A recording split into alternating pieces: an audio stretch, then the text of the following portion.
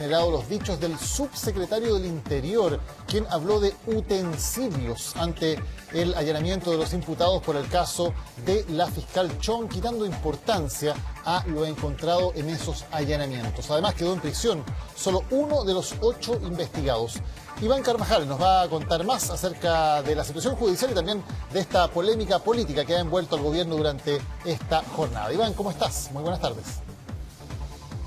¿Cómo están? Muy buenas tardes. Vamos a revisar en primer lugar la página judicial de este caso, de este único imputado de los 8 que queda en prisión preventiva. Se trata de Pablo Martínez Castro, en cuyo caso no solo se le imputa el delito de amenaza, sino que tenencia prohibida de armamento bélico e incluso municiones. Por ese delito entonces fue imputado y el juzgado de garantía decretó la prisión preventiva. El resto, los otros 7 miembros de este grupo que para la Fiscalía forman parte de un grupo de ultraderecha, quedaron solo con firma mensual. La jueza, al decretar las medidas cautelares, dijo que era una amenaza que se veía verosímil y por lo tanto decretó las medidas cautelares. Vamos a ver lo que dijo respecto en particular al tema de la subametralladora UCI el fiscal Francisco Jacinto.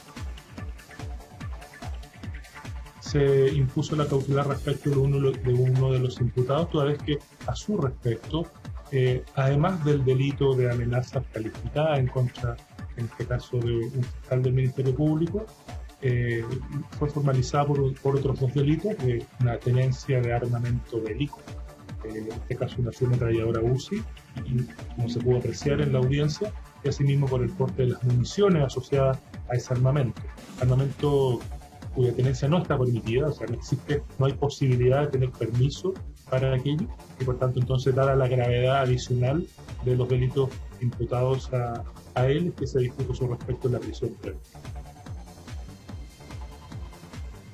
No es cualquier armamento lo que se encontró y por eso que llamó tanto la atención los dichos del subsecretario del Interior, Juan Francisco Gali, esta mañana en una entrevista con Radio Cooperativa, en el que le baja el perfil en general a los elementos encontrados en los domicilios de este grupo que está siendo investigado por la justicia. Dichos que generaron obviamente controversia y rechazo por bajarle el perfil. Vamos a revisar lo que él dijo y luego seguimos revisando más reacciones.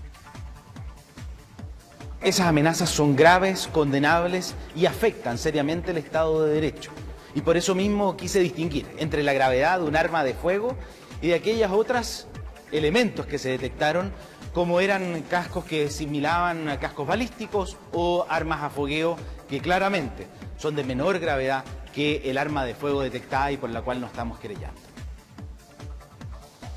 Tuvo que salir el subsecretario a intentar explicar sus dichos, pero ya la controversia estaba instalada. De hecho, lo que llamaba la atención o lo que también muchos criticaban es que el gobierno no le estaba dando la misma connotación a este hecho respecto a otros que han ocurrido, por ejemplo, en la zona de la Araucanía, cuando habla de grupos armados, grupos que incluso están siendo financiados, y se le da una connotación distinta, habla de armamento de guerra derechamente, dándole una connotación de más gravedad, dicen algunos, a lo que se estaba refiriendo en particular el subsecretario a las amenazas contra la fiscal Jimena Chong. De eso le preguntamos al vocero Jaime Belolio.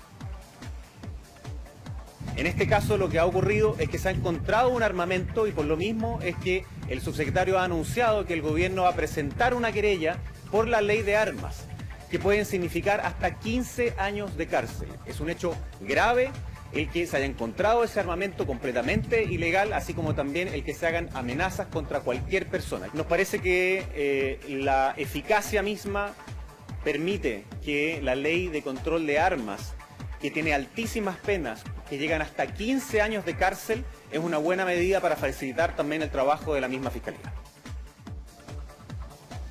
Controversia con la que termina esta semana para el gobierno. Ahí el subsecretario intentando explicarse y también luego las explicaciones o las justificaciones del vocero Jaime Belolio para esta polémica en la que se vio envuelto el subsecretario.